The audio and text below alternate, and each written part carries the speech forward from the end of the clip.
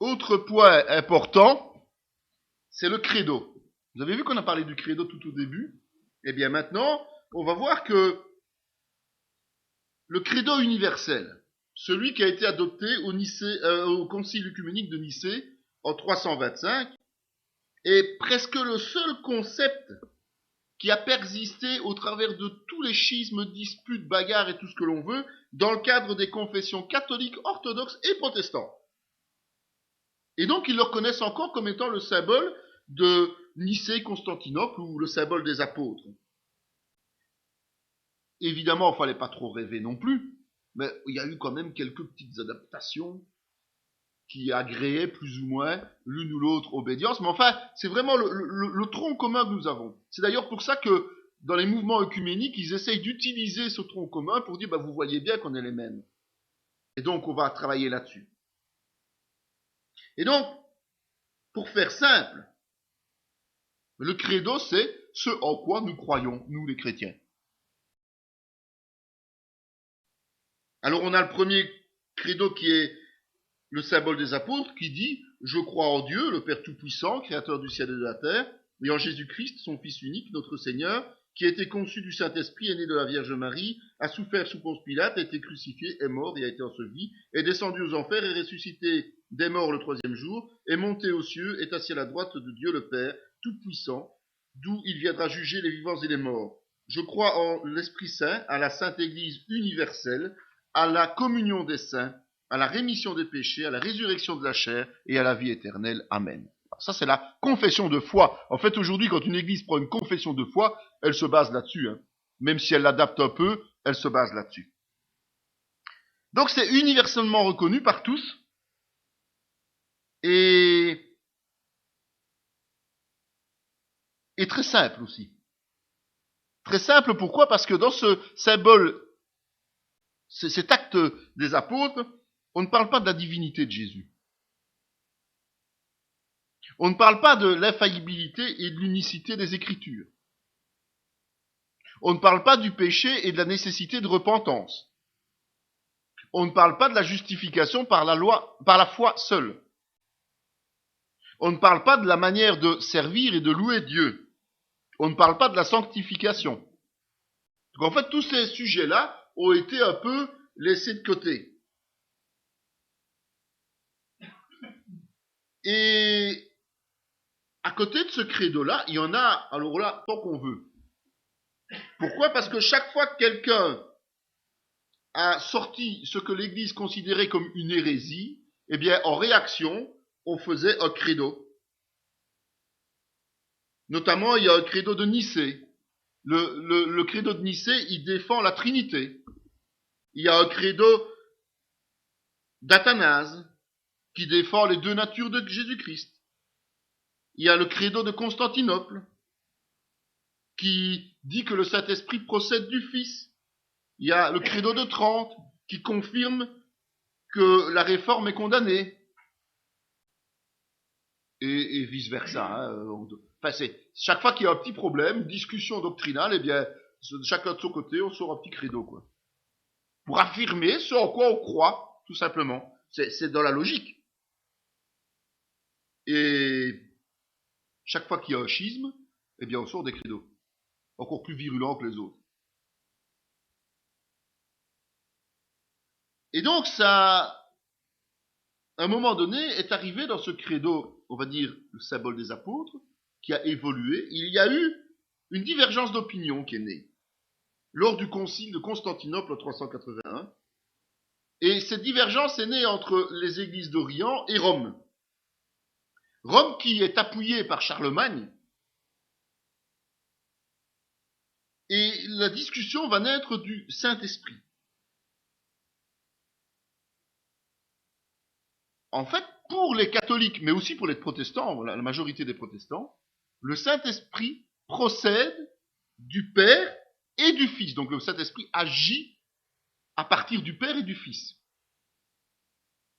Les orthodoxes estiment que c'est uniquement à partir du Père que le Saint-Esprit agit.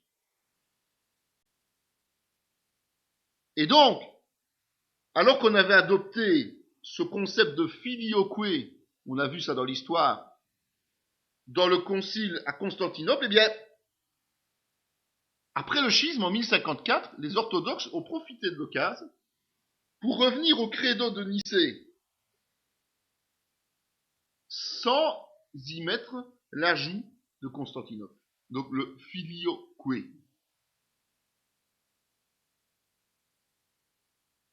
Alors, je vous ai mis le modèle du credo qui a été modifié, à titre d'information, pour voir que c'est vraiment des jeux de mots, hein, sans plus.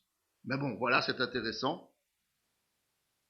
Évidemment, sur quoi il faut insister, c'est que le terme catholique qui se trouve dans le credo modifié de Constantinople n'a pas le sens de l'Église catholique à cette époque-là, mais universel. Catholicos, ça veut dire universel. Donc le terme catholique a été kidnappé, je vais dire, par Rome. Mais normalement, catholique, ce n'est jamais que le mot catholicos en grec qui dit universel. Donc, universel ou même entier. Toute l'Église, en quelque sorte. Comme l'Église catholique prétend que c'est la seule par laquelle il faut passer pour être sauvé, pour eux, ils sont l'Église universelle. L'Église entière. Et chez les protestants, et notamment dans certaines obédiences comme les témoins de Jéhovah, on se rend compte qu'ils ont le même concept. Il faut être là pour être sauvé chez eux, sinon ça marche pas. Donc voilà, c'est comme ça. Il faut savoir qu'au niveau de la Trinité, même s'il y a un problème sur le fait que le Saint-Esprit procède du Père et du Fils ou uniquement du Père, aucune des trois obédiences, que ce soit catholique, orthodoxe ou protestante, ne met en doute le principe de la Trinité. Donc chacun défend ce concept de la Trinité.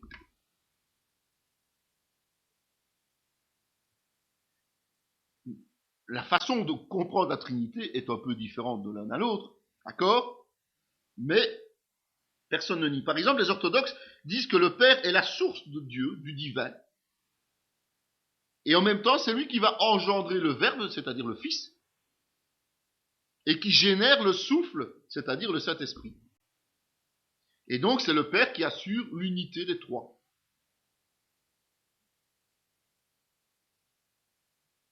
Donc, pour eux, Jésus n'est en fait que l'émanation visible de Dieu dans tous les hommes.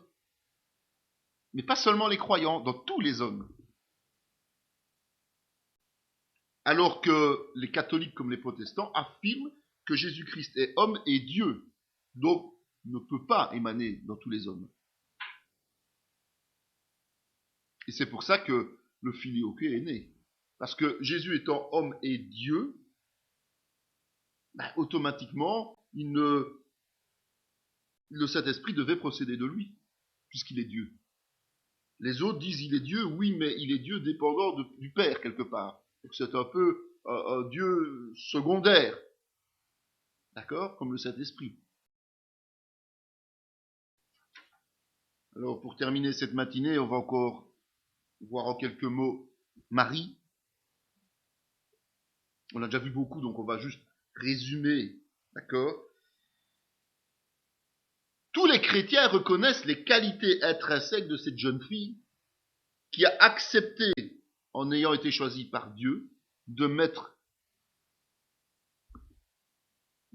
son corps à disposition de Dieu pour que Jésus vienne sur cette terre. Tout le monde est d'accord de reconnaître que c'est extraordinaire. C'est à partir de là que ça commence à poser problème. Les catholiques vont la déifier quelque part. Même s'ils disent que c'est pas vrai, les catholiques ont progressivement fait de Marie quelque part une déesse. Pourquoi on peut dire qu'elle est devenue une déesse? Parce qu'on estime qu'elle a eu une conception parfaite. Elle est l'Immaculée Conception. Donc, elle est née parfaite. Mais aussi, elle porte le nom de mère de Dieu, mère de l'Église. Donc, qui peut être une mère de Dieu? Une déesse. Question de logique quand même. Qui est chef de l'Église? C'est Jésus. Jésus est reconnu comme Dieu, et donc, si elle est mère de l'Église, elle est une déesse aussi. En fait, au fil des siècles, dans l'Église catholique, Marie est devenue l'équivalent féminin de Jésus-Christ. Au point qu'aujourd'hui, elle participe à notre salut en tant que catholique. Le culte qu'on lui rend dans l'Église catholique a pris une place prépondérante dans la liturgie. Au point que, dans le rosaire notamment, elle a une plus grande place. Elle a la plus grande place. Il faut se rendre compte de ça. Les orthodoxes n'ont pas la même conception. Considérer Marie comme mère de Dieu n'a pas la même valeur pour l'Orient. Parce qu'ils estiment que Marie est de chair, comme chacun d'entre nous. Bien qu'elle soit mise au rang de sainte. Elle est de chair, mais elle a permis la conception divine. Mais ça ne lui permet pas de participer au salut. Elle n'a aucun rôle dans le salut. Mais ça n'empêche pas que les orthodoxes lui dédient des fêtes, et de nombreuses fêtes. Et c'est eux qui ont commencé, en fait, à vénérer Marie, alors qu'ils étaient encore unis au VIe siècle avec l'Église de Rome, mais c'est eux qui ont commencé à vénérer quelque part et à honorer Marie au travers de fêtes particulières qui ont été après adoptées par les catholiques. Et les protestants, eux, ils admirent la foi de Marie. Mais elle n'a rien à voir dans le sacrifice expiatoire de Jésus. Et elle ne doit certainement pas faire l'objet d'un culte particulier, puisqu'elle est une femme, comme toutes les femmes, à part le fait qu'elle a rempli un rôle particulier à un moment donné de sa vie. La liturgie, un autre point où il y a de grosses différences. En fait, le rituel, que ce soit chez les orthodoxes, chez les catholiques ou chez les protestants, semble être plus ou moins le même. Il y a des chants, il y a des prières, il y a de l'enseignement, il y a le repas du Seigneur. Mais en fonction de l'église dans laquelle on se trouve, il y a des portées tout à fait différentes. Et on va essayer de voir, mais très simplifié aussi, comme pour le reste, un peu les grandes divergences. En fait, la messe, on l'appelle aujourd'hui chez les catholiques la messe de Paul VI, depuis Vatican II. C'est en fait une liturgie très sophistiquée. Et elle est sophistiquée parce que on parle beaucoup de symbolisme, et ce sont des stéréotypes qui sont préétablis selon un calendrier. Un calendrier que l'on ne peut pas modifier, mais qui est obligatoire. On doit suivre le calendrier des messes, le calendrier des lectures et tout ce qui s'ensuit. Donc, où que l'on soit sur la terre, si l'on rentre dans une église catholique, eh bien, on va avoir le même processus. Il n'y aura pas de modification. À part la langue, peut-être, puisque depuis un certain temps, on peut utiliser la langue locale. Ok ? Et il reste quand même quelques textes qui sont intégrés dans la liturgie et qui restent en latin. Il y a le Gloria, il y a le Credo, il y a le Sanctus, qui sont toujours prononcés en général en latin. Alors la messe, c'est une série, une succession d'étapes qui va commencer par un accueil et qui se terminera par le renvoi de l'assemblée.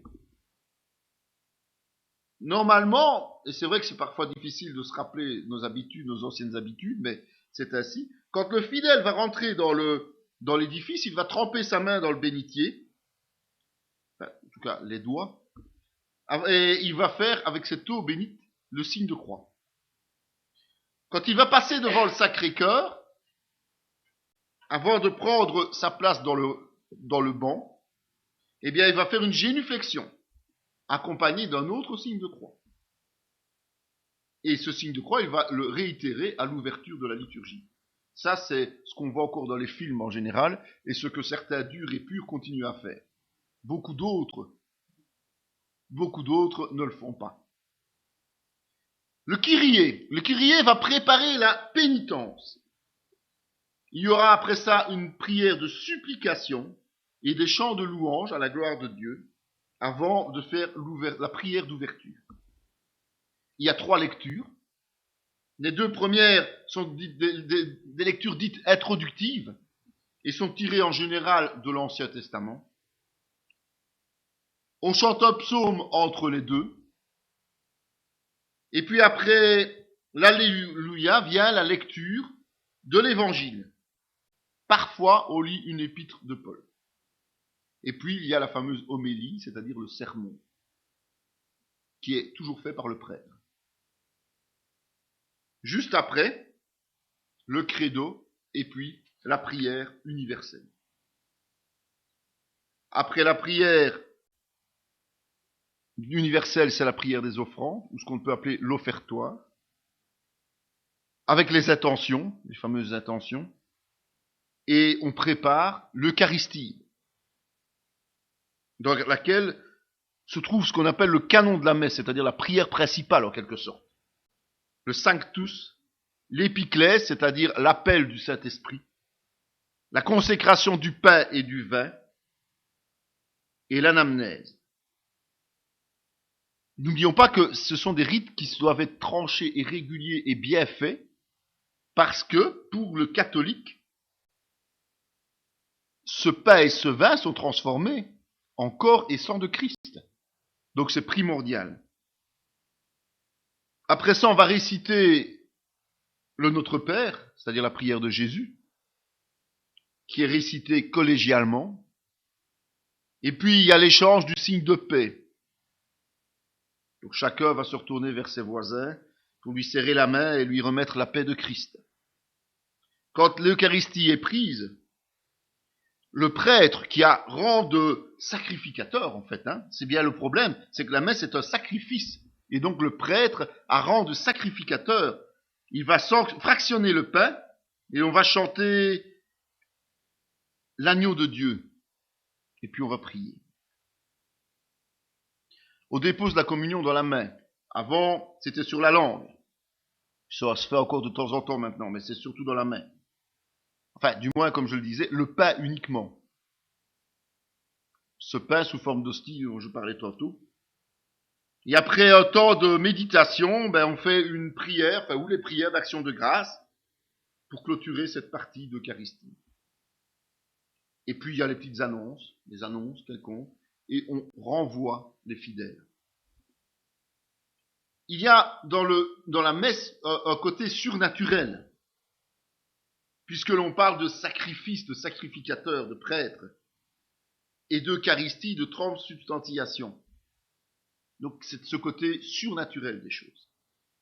Chez les orthodoxes, c'est un peu différent, beaucoup différent. Les orthodoxes, en fait, sont plus axés sur le principe de la Pentecôte. C'est pour ça qu'on parle de la pneumatologie orthodoxe, parce que c'est plus basé sur le Saint-Esprit, leur culte. La Pentecôte est accomplie, si on peut dire, à chaque Eucharistie. En fait, à chaque Eucharistie, on appelle à la présence du Saint-Esprit et à ses dons. Ce qui est très particulier aux orthodoxes, c'est la richesse, les fastes. Dès le IVe siècle, ils ont commencé à avoir des bâtiments, des basiliques extraordinaires, richement décorés avec de l'or, des vêtements qui sont étincelants. Et la liberté qu'ils avaient d'organiser leur culte a permis d'avoir différentes sortes de cultes, différentes sortes de rassemblements. Il y a notamment la liturgie de Basile, la liturgie des saints-dons pré-sanctifiés, la liturgie de Jean Chrysostome, qui sont, Basile et Chrysostome, des pères de l'Église reconnus par l'Église orthodoxe. Aujourd'hui, celle qui persiste, c'est celle de Jean Chrysostome, justement. Chaque dimanche. En fait, pourquoi ils utilisent celle-là? C'est parce qu'elle est plus limitée dans le temps. Les autres sont trop longues. Elle fait quand même 1h30, Donc, celle de Basile faisait 2 heures. Alors, on l'a fait une dizaine de fois par an. Et puis, l'autre, celle des saints-dons pré-sanctifiés, allait jusqu'à 5 heures. Ils l'ont abandonné. En fait, l'idée principale des orthodoxes, c'est de mettre en évidence la beauté du royaume de Dieu. C'est-à-dire de se plonger dans une atmosphère plutôt que d'être enseigné. On veut vivre le royaume de Dieu. C'est pour ça qu'il y a tant de richesses. Contrairement à l'Occident, on n'utilise pas d'instrument de musique. Ce sont des hommes qui forment un chœur, et ce chœur exécute tout en a cappella. En fait, c'est une résurgence de ce qui se passait dans les synagogues et dans les traditions orientales de l'époque. Le signe de croix, qui est différent de celui des catholiques, donc il est inversé, est fait chaque fois qu'on évoque la Trinité. Chaque fois qu'on passe devant une icône, et chaque fois que l'on en ressent le besoin. Le culte a deux étapes principales, qui sont elles-mêmes subdivisées en sous-étapes. Le début, c'est la liturgie de la parole, basée sur le rite de la synagogue juive, c'est-à-dire une lecture, tout simplement. Ou alors des catéchumènes, qui comprend ce qu'on appelle des litanies, c'est-à-dire des prières de supplication, c'est-à-dire que les fidèles s'adressent à Dieu, tout simplement, mais par l'intermédiaire du prêtre ou du diacre. Entrecoupés de chants, d'extraits de psaumes, de prières secrètes, entre guillemets, et ce qu'on appelle le trisagion, c'est-à-dire la glorification de Dieu par 3 fois. Quand on lit la Bible, un extrait de la Bible, eh bien c'est pour que Dieu s'adresse directement aux fidèles. Et donc on va lire des extraits d'une épître, d'un évangile, et puis il va aussi y avoir une homélie, donc un sermon. Deuxième partie, donc là c'est la liturgie de la parole, donc ça aboutit par une parole et une prédication. Et puis la deuxième partie du culte, c'est la liturgie des fidèles, ou la liturgie eucharistique, donc qui va amener à l'Eucharistie. Et ça commence par l'hymne des chérubins. En fait, il faut savoir qu'à une certaine époque, tous ceux qui n'avaient pas encore été baptisés, alors que normalement on est enfant, mais bon, il y a des gens qui venaient à l'église, étaient invités à sortir. Avant que la liturgie des fidèles, c'est pour ça qu'elle a porté ce nom-là, les fidèles étaient ceux qui étaient en règle, avant que la liturgie des fidèles commence, et alors à ce moment-là, on fermait les portes. Plus personne ne pouvait entrer. Quand je dis qu'on fermait, on les fermait à clé. Plus personne ne pouvait sortir non plus. On était là, et on devait continuer. On recommande fortement ce qu'on appelle le jeûne eucharistique. Parce que ça permet une remise en question profonde de notre état de pécheur. La communion, elle, est réservée uniquement aux membres de l'Église orthodoxe. Et comme je l'ai dit tout à l'heure, c'est du pain fermenté, qu'on appelle phosphore ou offrande. Et c'est du vin de raisin naturel qu'on allonge avec de l'eau, qui est appelé saint-don. Ils sont mélangés, le pain et le vin sont mélangés dans le calice. Et c'est toute une procédure, un processus qui amène à compliqué, qui est fait devant les fidèles, qui amène à pouvoir prendre la Sainte Seine. Et ça se passe derrière l'iconostase, avec un cierge allumé, là aussi. L'iconostase, en fait, c'est quelque chose qui est fermé, qui a double porte. C'est une sorte de mur, en quelque sorte. Et on récite là-bas la litanie offertoire, c'est-à-dire la prière pour les offrandes. On récite le credo.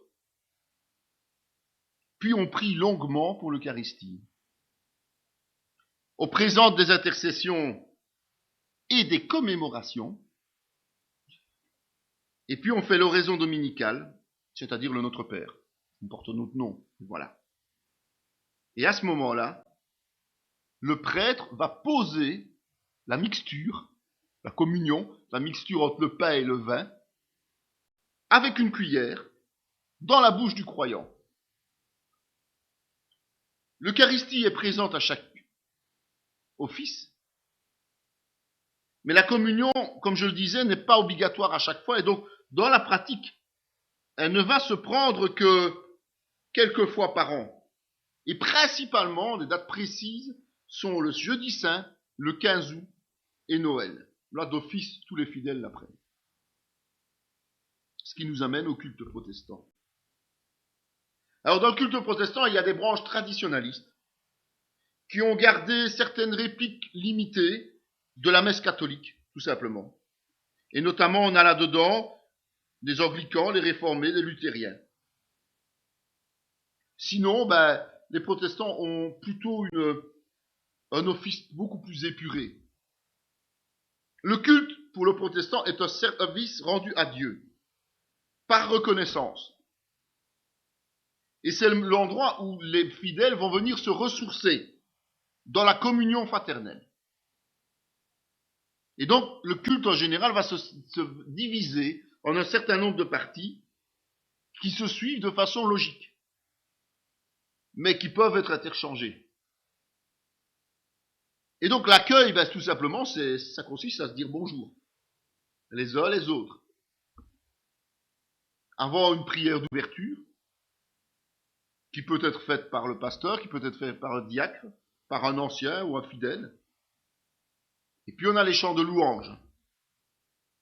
Les chants de louange sont toujours des textes issus des Écritures et qui sont mis en musique, accompagnés, selon les églises, soit par un orgue ou par des instruments plus modernes, comme le clavier, la guitare, batterie ou n'importe quoi. L'objectif de la louange, c'est de proclamer la gloire de Dieu et de lui rendre grâce. S'ensuit un temps de prière, de méditation, qui sont réservés à quelques-uns, selon des textes préparés pour certaines obédiences, mais qui vont jusqu'à être totalement ouverts pour d'autres. Et les prières concernent surtout des besoins collectifs pour l'Assemblée, pour l'Église, plutôt que des requêtes personnelles. La Sainte Seine, communion, ne se fait pas de façon pratique, régulière en tout cas. Pour certains, oui, pour d'autres, non. Certains préfèrent la garder pour des moments importants de la vie de l'Église, ou à une fréquence limitée. Mais il s'agit bien d'un sacrement. Et donc, comme il s'agit d'un sacrement, l'Église établit des règles à ce sujet pour la participation des membres. Alors, parfois, c'est fortement exclusif, ça veut dire que si vous n'appartenez pas à l'Église, vous ne pouvez pas communier. Parfois, c'est plus large, c'est-à-dire être tout simplement un fidèle baptisé. Quoi qu'il en soit, on insiste sur le fait de la responsabilité personnelle. Et puis le culte va s'achever par des chants, des prières, parfois l'imposition des mains et les annonces. Alors, pour que les cultes aient lieu, ou les messes aient lieu, ou les offices aient lieu, il faut aussi des endroits où les donner. Et en Occident, on parle surtout des églises, évidemment. En fait, les catholiques, historiquement, se sont échinés à ériger une église par village. Une église qui recouvre une paroisse. Voire même par quartier. L'objectif était que cette église soit visible à longue distance, grâce à un clocher. Et ce clocher servait aussi à rythmer, pendant des siècles, la vie sociale, au gré du son des cloches. Tout le monde n'avait pas d'horloge à l'époque. Chaque église, chaque bâtiment d'église est consacré et reçoit la protection de un ou plusieurs saints. Aujourd'hui, il faut être objectif. Ce cliché est actuellement vraiment réduit à sa plus simple expression, parce que dans la vie aujourd'hui, il y a de moins en moins de pratiques chrétiennes, catholiques en tout cas, au sein des populations. Et on a dû désacraliser toute une série d'édifices, parce qu'ils devenaient beaucoup trop nombreux par rapport aux vocations.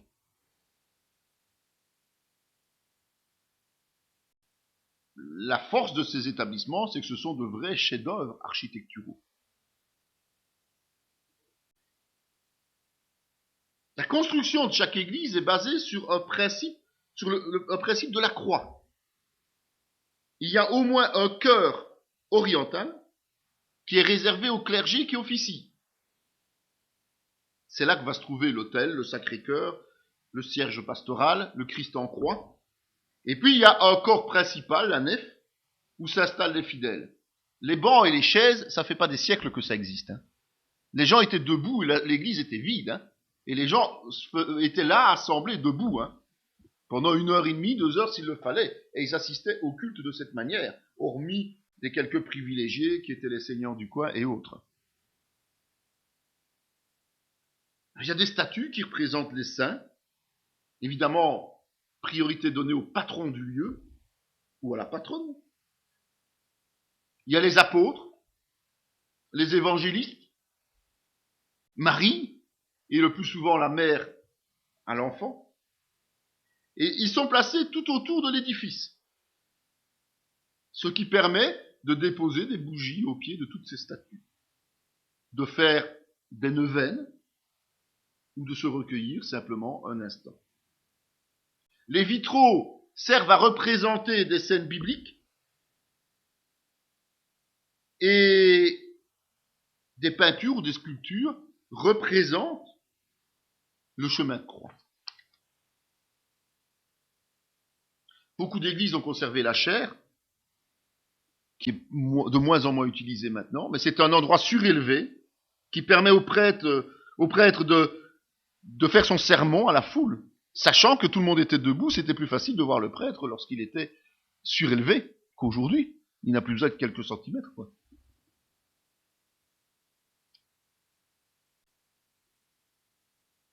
Il y a aussi des bâtiments qui étaient bien plus volumineux que les églises et qui sont les héritiers du Moyen-Âge, au moment où le matérialisme voulait que les hommes touchent les étoiles et surtout atteignent Dieu. Et donc il reste pas mal de basiliques et de cathédrales. Et la dernière en construction dans le monde et qui n'est toujours pas achevée depuis un siècle, c'est celle qui se trouve à Barcelone, la Sagrada Familia. Dans les églises d'Orient, c'est un peu différent. L'objectif, comme je vous l'ai dit, c'est de faire plonger le fidèle dans le royaume de Dieu. Donc, les édifices doivent absolument être à la hauteur de l'événement. Il va y avoir énormément de représentations. Les icônes, vous savez qu'on a vu que les orthodoxes rejetaient les statues, mais privilégiaient les icônes. Il y a des veilleuses, c'est-à-dire des lumières atténuées, des cierges et des émanations permanentes d'encens. Partout cela est possible, il y a des fresques, parfois des mosaïques. Et elles se lisent toujours de haut en bas. Ça veut dire du ciel vers la terre. Elles décrivent une partie de l'histoire de la Bible, spécifique à l'endroit. Donc chacun, quelque part, quand on a construit l'église, on a choisi une partie de la Bible pour la raconter, au travers d'images, au travers de peintures, en tout cas de fresques et de mosaïques. L'or est omniprésent, et cet or va recouvrir des pans de murs entiers.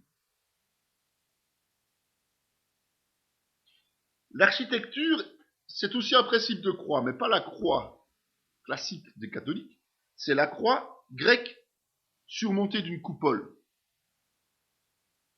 où est représenté le Christ tout-puissant, ce qu'on appelle le pentocrator.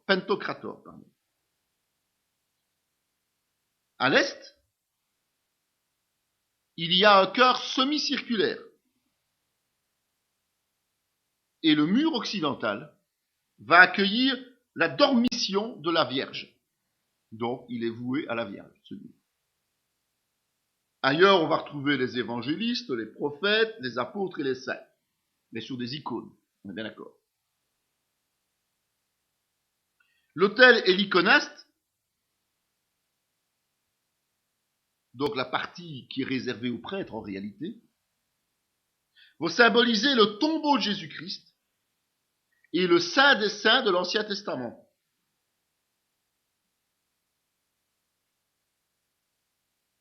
Seul le clergé a accès à ce lieu par la double porte que je vous disais tout à l'heure, ce qu'on appelle les portes royales.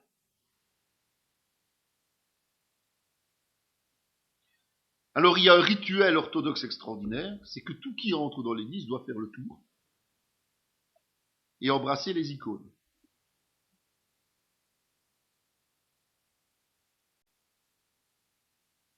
Il doit allumer des cierges, il doit prier et déposer la liste de ses requêtes de prière au diacre. Et puis il doit aller dans la nef centrale pour la liturgie. Donc il y a déjà du boulot avant de commencer, quoi. Et pour une grande majorité des protestants, et je dis bien attention parce qu'il existe des exceptions de nouveau, l'église est avant tout non pas un bâtiment, mais une communauté d'individus. Donc il n'y a aucune portée sacrée pour le bâtiment.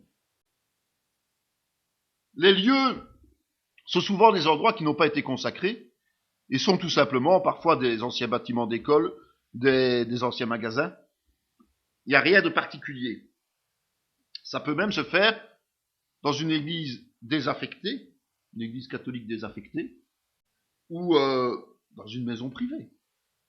Ce qui importe, c'est le corps de Christ, c'est le groupe de croyants. Peu d'ornements, pas de vitraux, pas d'autel, pas de chœur, simplement une petite estrade en général où se tiennent à tour de rôle tous ceux qui interviennent en musique ou la prédication et autres. Donc rien de spécial, quoi. Ça, normalement, c'est le culte protestant. Et pourquoi c'est comme ça? Parce que il revient aux premières églises, à l'église primitive, qui n'avait de cesse que de se réunir, soit au temple au début, parce qu'ils n'avaient pas d'autre lieu, soit dans certaines synagogues, mais surtout dans les maisons. Les fêtes chrétiennes. Encore un point où il y a des divergences. Il faut savoir que les fêtes chrétiennes étaient rarement fêtées avant le IVe siècle de l'ère chrétienne. En fait, c'est au moment où l'Église est devenue une Église d'État qu'on a commencé à fixer des dates et des fêtes. C'est pour ça que l'origine des fêtes chrétiennes sont bien souvent païennes. Que les pratiques et les dates ne sont pas des pratiques et des dates chrétiennes, mais païennes. C'est pour ça aussi que certaines sont d'origine juive.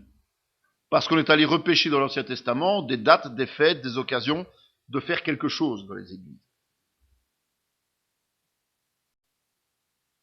Le concept d'une fête liturgique, c'est de célébrer un fait marquant de la vie chrétienne.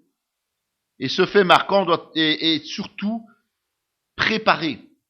On anticipe cette date en préparant de manière stricte la fête qui va arriver. Beaucoup de ces fêtes sont encore marquées dans les calendriers, évidemment. Et pour beaucoup, ce sont des jours fériés pour les travailleurs. Les protestants en général, hormis certainement les anglicans, sont beaucoup moins attentifs à ces dates. Sauf évidemment à la Pâque. Parce que la Pâque, contrairement à tout ce que tout le monde pense, c'est le point culminant pour le chrétien. C'est pas Noël qui est important, c'est Pâques qui est vital.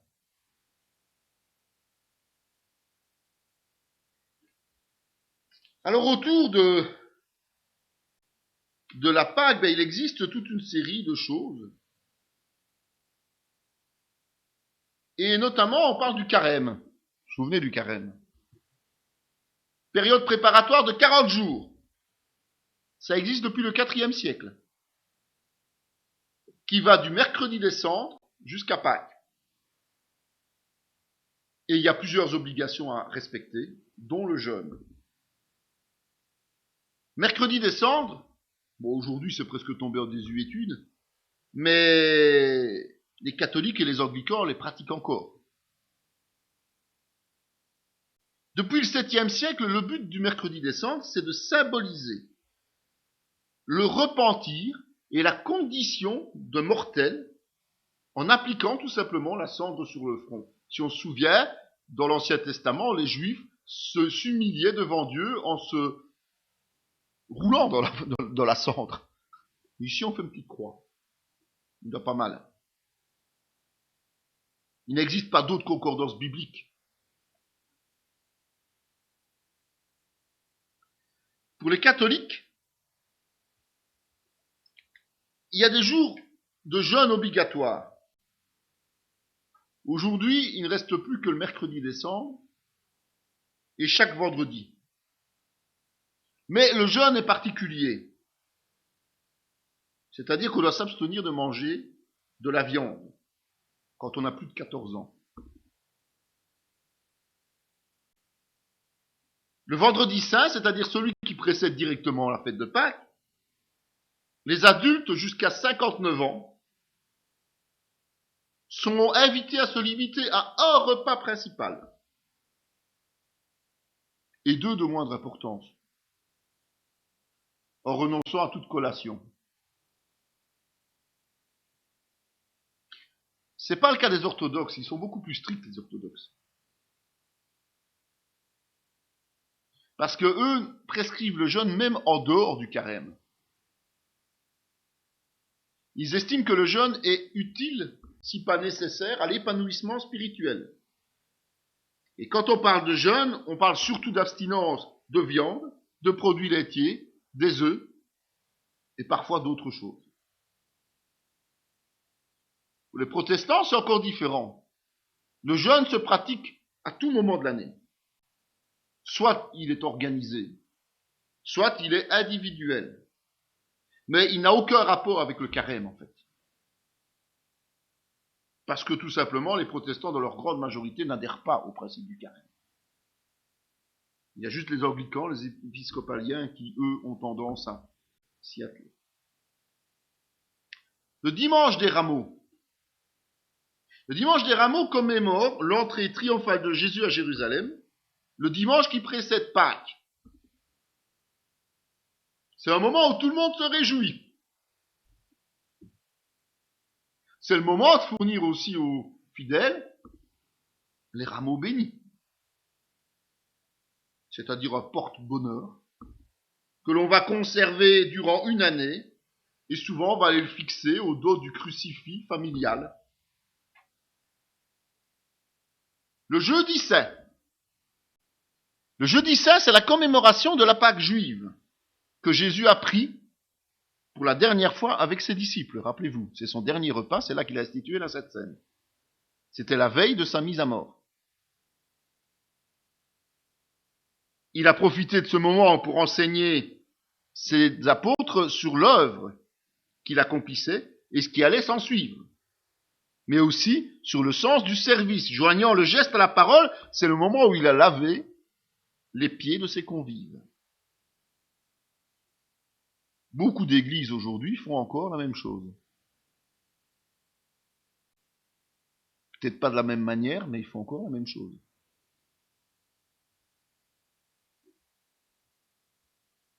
Le vendredi saint, c'est le jour de la crucifixion, et donc de la mort de Jésus pour nos péchés. C'est une journée de deuil en général, c'est une journée de réflexion sur le sens du sacrifice nécessaire à Jésus à cause de nos fautes. Chaque obédience, chaque église va marquer son attachement de manière personnelle. Les catholiques font taire les cloches. Il y a des cultes qui peuvent se tenir pendant les heures de calvaire. On éteint des bougies, là où on fait brûler des bougies. Et on enlève les apparats sur les autels, par exemple. En fait, ce sont des signes concrets du deuil. On porte le deuil. Pour arriver à la Pâque, réellement le jour de Pâques, qui est l'apothéose du carême. Là, on commémore la résurrection de Jésus-Christ. Et donc, c'est la fête la plus importante pour absolument tous les chrétiens, quelles que soient leurs orientations et leurs croyances. Mais bon, rien n'est jamais parfait dans le monde chrétien. Et donc on a réussi à se disputer sur la date. Les catholiques et les protestants fêtent Pâques le premier dimanche qui suit la première lune après le 21 mars, d'office, immuablement. Les orthodoxes, eux, restent fidèles à la Pâque juive, qui est basée sur leur calendrier. Parfois, il y a 5 semaines de différence entre la Pâque chrétienne d'Occident et la Pâque orientale. La deuxième fête importante, c'est la Pentecôte. 40 jours après Pâques. 10 jours après l'ascension de Jésus. Selon le livre des Actes, le Saint-Esprit est descendu sur les disciples qui étaient rassemblés dans la chambre haute. Pour de nombreux chrétiens, c'est aussi une fête importante, évidemment. Parce que c'est la fête qui inaugure l'ère de l'Église. C'est à ce moment-là que l'Église est née en tant que telle. Même s'il y avait des prémices avant, au travers du ministère de Pierre, l'Église est née à la Pentecôte. Ce qui nous amène à la Toussaint. L'objectif, c'est de fêter tous les saints, tous saints. Mais, on comprendra vite pourquoi les protestants se dissocient de ce principe-là. Parce que le terme saint n'est pas identique chez les protestants que chez les catholiques. Parce que chaque saint, chez les catholiques, c'est quelqu'un de mort qui est reconnu comme ayant une vie exemplaire et une portée spirituelle. Tandis que chez les protestants, tous les fidèles sont saints.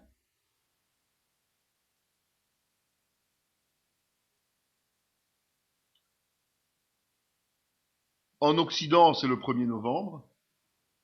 Les orthodoxes, eux, ont décidé de célébrer ça le dimanche qui suit la Pentecôte.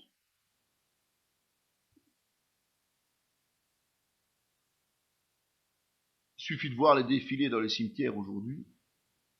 Il suffit de voir les fleurs qui sont déposées sur les tombes pour comprendre la portée financière d'une telle commémoration. Noël.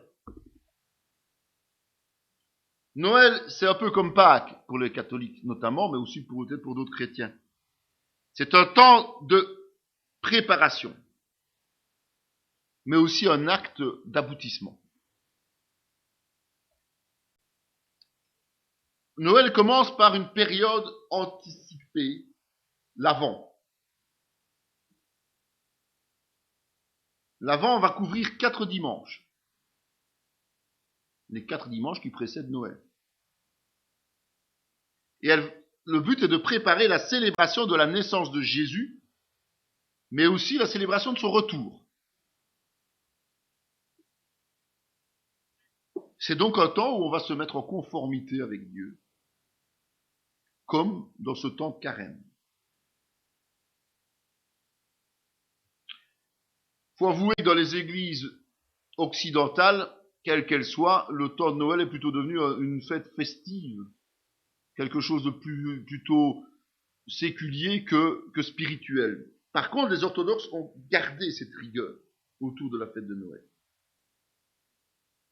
La couronne de l'Avent. La couronne de l'Avent, c'est tout simplement quelque chose qui a été copié sur les rites germaniques, antérieurs à l'ère chrétienne. Et cette couronne annonçait le retour du printemps. Et on l'utilise souvent ici. C'est une couronne circulaire, évidemment, tressée en feuillage permanent, surmontée de 4 bougies, dont 3 mauves. Le mauve est le signe de la royauté ou de la pénitence selon les croyances, et une rose ou vermeille qui représente l'attente de l'arrivée de Christ. Parfois, il y en a une 5e, une blanche, au centre. Et cette blanche, elle rappelle la sainteté de Jésus. Chaque dimanche, on allume une bougie et ça montre le temps qui s'égrène jusqu'à l'heureux événement de l'arrivée de Jésus. Et donc, on arrive à Noël. jour de la célébration de la naissance de Jésus. Et on peut dire ouvertement que c'est la fête chrétienne dite chrétienne, qui s'est le plus immiscée dans les foyers. Pourquoi ? Parce que tout simplement, elle a été instaurée dans la période la plus froide de l'année, et donc les gens sont chez eux, ils sont pas ailleurs. Surtout à l'époque où ça a été instauré, c'était pas comme maintenant, on vivait pas de la même manière. Et pourtant, j'insiste bien, c'est une fête de moindre importance. Et parfois même, elle est complètement rejetée dans le monde chrétien. Pourquoi ? Parce que la date est tout à fait fictive. Il n'y a aucune donnée historique qui permet de déterminer pourquoi c'est le 25 décembre. La seule chose que l'on sait, c'est que c'était l'occasion d'une fête païenne qui a été au IVe siècle récupérée par l'Église au moment où l'Église et l'État ont fusionné. C'était le solstice d'hiver des Romains. Et donc c'était l'adoration du soleil. Et on en a fait l'adoration de Jésus.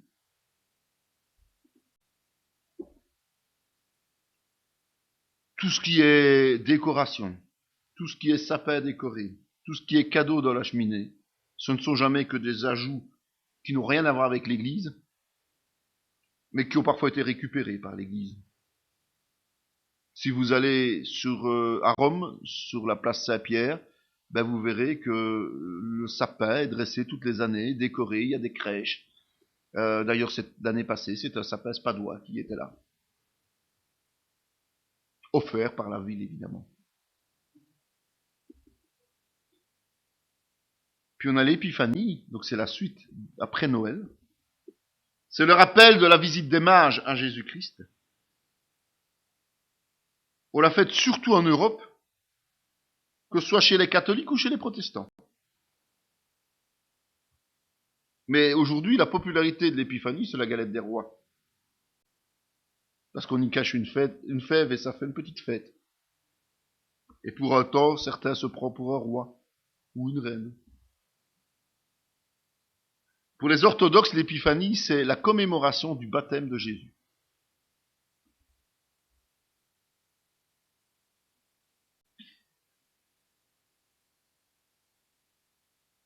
Évidemment, il y a bien d'autres occasions de se réunir dans les églises. C'est pas uniquement lors de ces fêtes, soyons clairs. Notamment, il y a les cultes à Marie, les cultes aux saints, du côté catholique ou du côté orthodoxe. Pour les protestants, il y en a certains qui s'échinent maintenant à revenir aux sources, en fêtant des fêtes juives, comme la fête des moissons.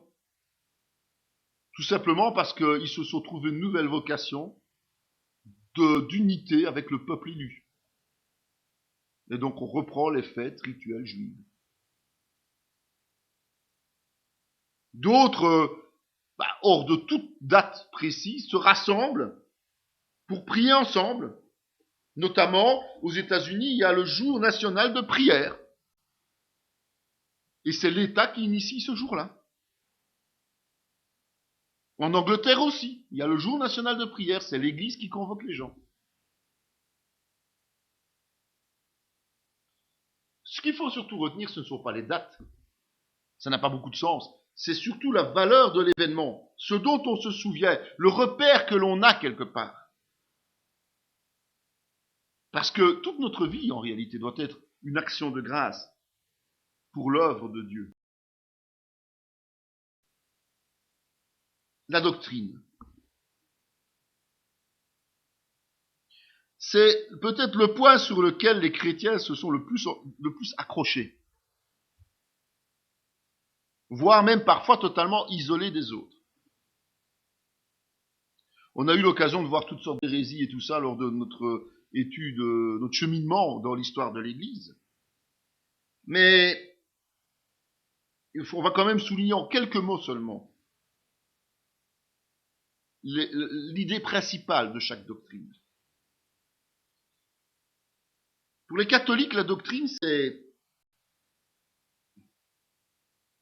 c'est non seulement la foi en ce qui concerne les Écritures, mais aussi l'expérience, c'est-à-dire la tradition.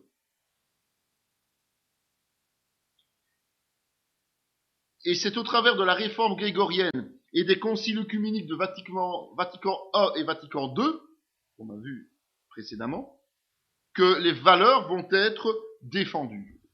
Donc ils ont arrêté des valeurs qui sont sur base de la parole et sur base de la tradition catholique. Les orthodoxes, on a presque l'impression que la doctrine orthodoxe s'est figée dans le temps. On retrouve en fait toutes les décisions qui ont été prises avant le schisme. Toutes les bases doctrinales sont les mêmes qu'avant 1054. Le credo, la même chose. Ils se sont presque arrêtés au temps des pères de l'Église. D'ailleurs, je l'ai dit tout à l'heure, les liturgies portent leur nom. Et ce qu'ils rejettent surtout principalement, c'est la réforme grégorienne et évidemment Vatican I, Vatican II venant de Rome.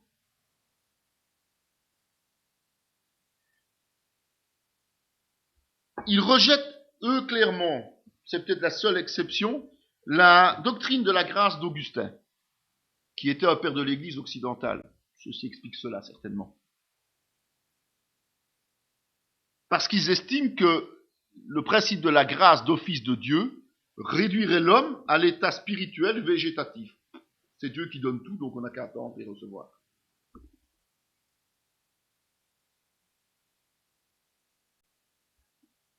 L'Église protestante participe depuis 1961, avec les églises catholiques et les anglicans et d'autres, l'Église orthodoxe, pardon, et d'autres protestants, participe au rassemblement œcuménique. Mais dès le départ, ils ont mis certains principes sur leur participation. Ils refusent qu'il y ait à la présidence une femme pasteur, évidemment, puisqu'il n'y a que chez les protestants qu'il y a des femmes qui officient, quand il y a une célébration commune. Ils ne veulent pas que la langue liturgique évolue. Donc ils utilisent toujours les langues anciennes. Et ils refusent, ils rejettent toute thèse du libéralisme théologique. Et nos amis protestants, eux, eh bien, ils sont sur le principe de l'écriture seule. Ça se voit principalement au niveau des mouvements évangéliques, mais pas seulement. La seule valeur, la seule autorité en matière de doctrine est la Bible. On ne peut rien y ajouter et rien y retrancher.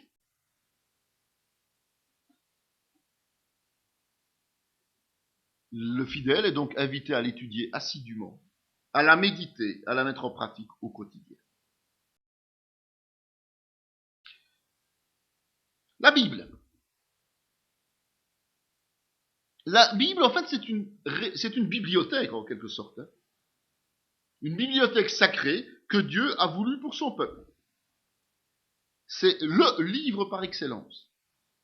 Bible, ça vient du grec biblia, qui est un terme pluriel, et donc qui veut dire les livres. C'est pour ça qu'on parle du livre de ceci, du livre de cela. C'est un rassemblement des écrits que Dieu a inspirés aux rédacteurs hommes au cours de l'histoire sainte. Donc la Bible chrétienne comporte un Ancien Testament et un Nouveau Testament. Et l'Ancien comme le Nouveau, c'est un ensemble de livres, un ensemble d'écrits, inspirés qui sont étroitement unis. L'Ancien Testament prépare le Nouveau, et le Nouveau accomplit l'Ancien. L'Ancien a été reçu dans le judaïsme hellénisé. Le Nouveau est né dans le milieu judaïque aussi.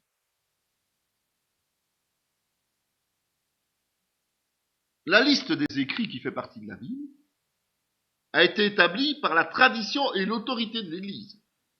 C'est ce qu'on appelle le canon des Écritures, qui comporte 66 livres communs à tous. Pourtant, le christianisme n'est pas une religion de livres. Il faut être très attentif à ça. Parce que la parole de Dieu s'est révélée de manière ultime dans la personne même de Christ, qui s'est fait chair.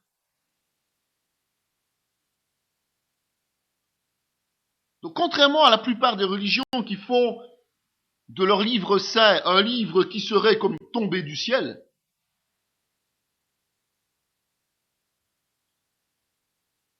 le christianisme possède plutôt un amalgame de livres inspirés à des hommes par le Saint-Esprit qui écrivent dans leur langue avec les symboles et le style de leur temps. C'est pour ça que parfois c'est difficile à comprendre.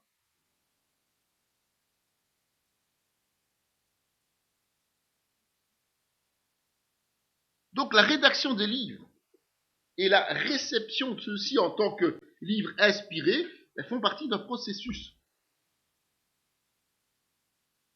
Et ce processus s'est arrêté durant les premiers siècles de l'Église.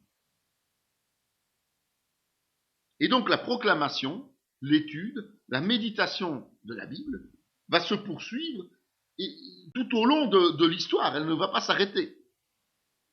Ça a continué, c'est encore là aujourd'hui. Donc les Juifs sont à l'origine de l'Ancien Testament. C'est ce qu'ils appellent notamment le Tanakh. La religion juive, disons-le clairement, ne reconnaît pas Jésus comme le Messie promis par Dieu. Et donc ce qui se passe, c'est que dans les Bibles juives, bien, on exclut tout ce qui le concerne lui. C'est-à-dire tout le Nouveau Testament. On s'arrête à l'Ancien Testament. Les catholiques ont fait quelques petits ajouts. Comme si les 66 livres n'étaient pas suffisants, ils ont ajouté ce qu'on appelle le deutérocanonique. Et donc leur Bible fait 73 livres maintenant. Et ça a été arrêté au Concile de Trente en 1546.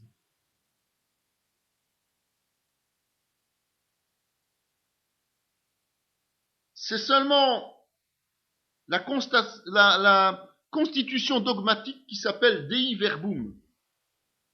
En fait, un des documents les plus importants du Concile de Vatican II, qui a seulement à ce moment-là amené dans le monde catholique l'importance de l'approfondissement de la parole et de la compréhension de la Bible.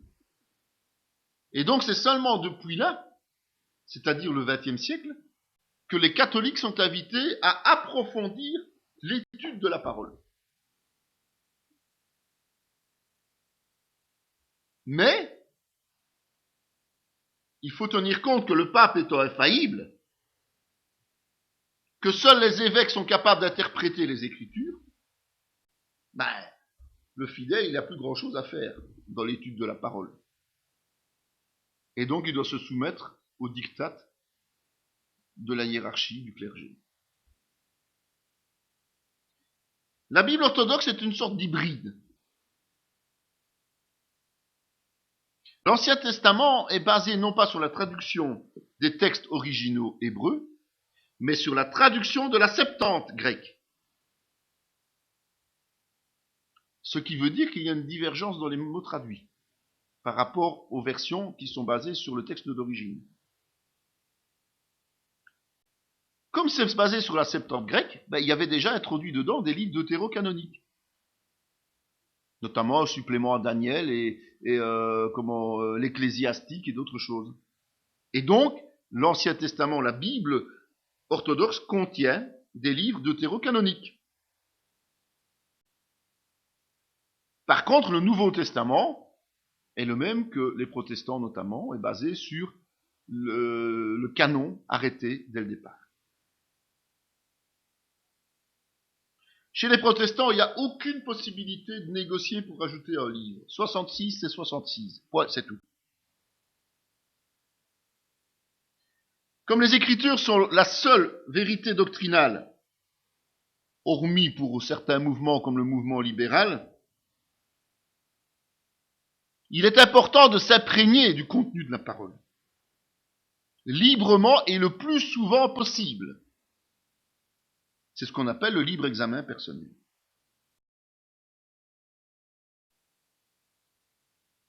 Point supplémentaire, les représentations. Les protestants rejettent toute représentation, sous quelque forme que ce soit. Parce que ces formes permettent une certaine vénération, même si on joue sur les mots.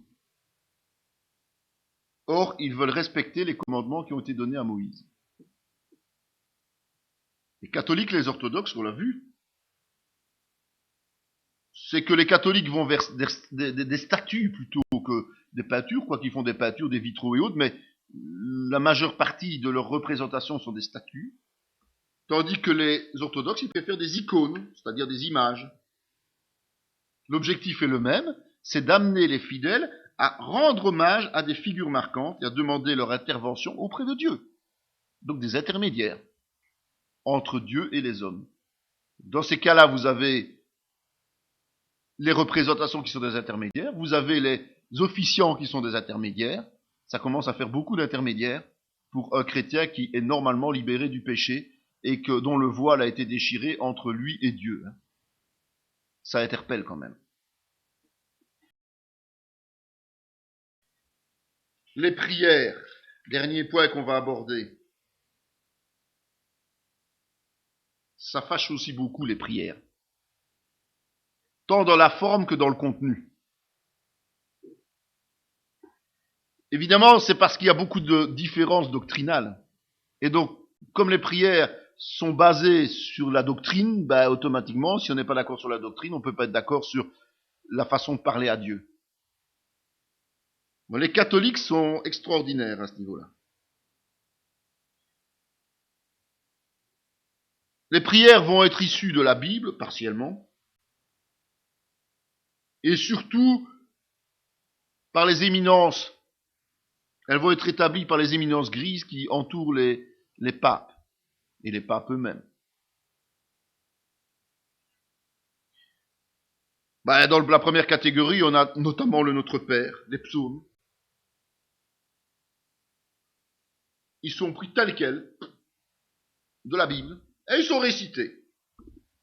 Parfois de multiples reprises, et souvent sur un laps de temps court.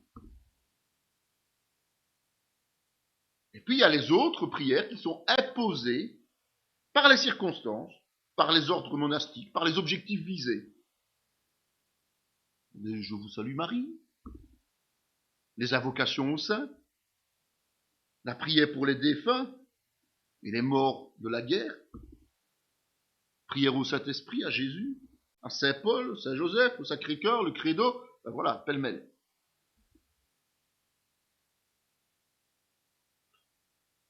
En fait, les livres de prière, bréviaires, catholiques contiennent des centaines et des centaines de modèles de prière.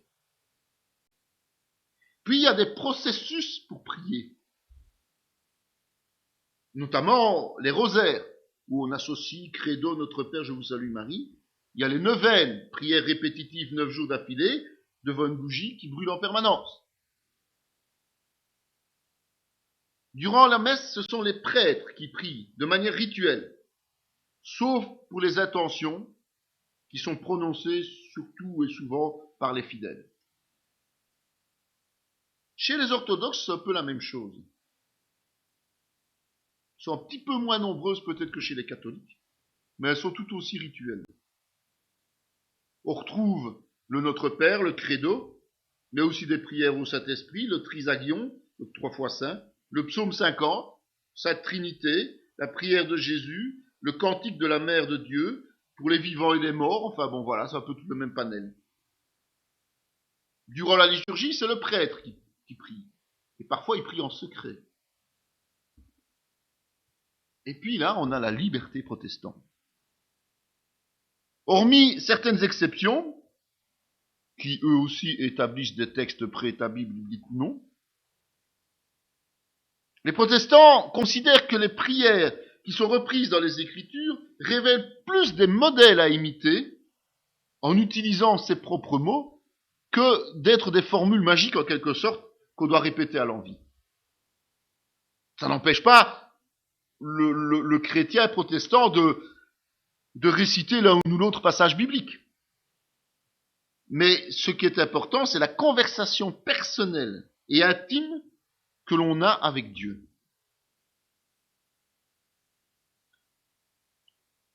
Dans certaines assemblées, les croyants sont invités à prier librement, publiquement, l'honneur de Dieu. Et surtout sont invités à prier quand ils sont seuls, dans l'isolement, durant toute la semaine, chaque jour de la semaine. C'est ce qui nous amène progressivement à la fin de ce chapitre-ci, le chapitre des réveils, le chapitre des mouvements, et qui nous amène à aujourd'hui. Et donc on a vu qu'au XVIIIe et XIXe siècle, on a eu une explosion des missions chrétiennes à travers le monde entier, même si les méthodes utilisées n'ont pas toujours été adéquates, notamment ce système colonialiste qui faisait qu'on arrivait à en imposer les choses aux gens comme un empereur, comme un roi. En Europe, pendant ce temps-là, ça commençait mal, parce qu'on s'est confronté à des théories telles que l'évolutionnisme de Darwin, ou aux philosophies modernistes. Même au sein de l'Église, même le courant libéraliste prend le dessus. On attaque la Bible et on nie Jésus. Et beaucoup de responsables commencent à s'éprendre comme ça de ces théories, et notamment dans les milieux méthodistes, luthériens, anglicans, catholiques, réformés, même parfois baptistes. Et c'est là qu'est arrivé le mouvement salvateur. D'abord aux États-Unis, en Angleterre, puis dans le reste de l'Europe. Et il y aura eu toutes sortes de réveils. On a parlé de toute une série de serviteurs, Finney, Moody, Spurgeon, Darby et bien d'autres. Et puis au XXe siècle, il y aura des hauts et des bas. Mais contrairement à ce qu'on pouvait croire, le bilan reste positif pour l'Église. On appelle d'ailleurs le XXe siècle le siècle du Saint-Esprit. Parce que c'est là que le mouvement charismatique, le mouvement pentecôtiste ont pris. On crée un véritable renouveau chez les protestants. Et même avec des influences sur les catholiques. Où ce sont des foules entières et des missions qui ont repris de plus belle. Et l'Europe a été privilégiée. Après un passage à vide, une perte de confiance dans l'Église évangélique, parce qu'il y a eu 2 guerres mondiales qui sont passées par là, il ne faut pas l'oublier. Il y a une renaissance qui a été le résultat de prédicateurs renommés comme Billy Graham, comme Wycliffe et comme même d'autres missions comme Jeunesse en mission.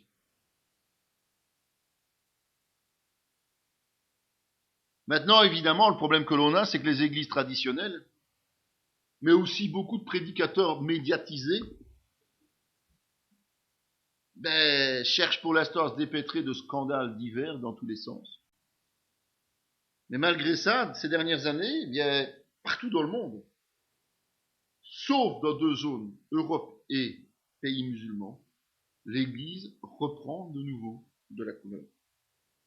Et donc c'est important qu'on se concentre sur les pays musulmans et sur l'Europe pour ramener l'obéissance à Dieu, pour ramener Dieu, Jésus-Christ, sur la scène.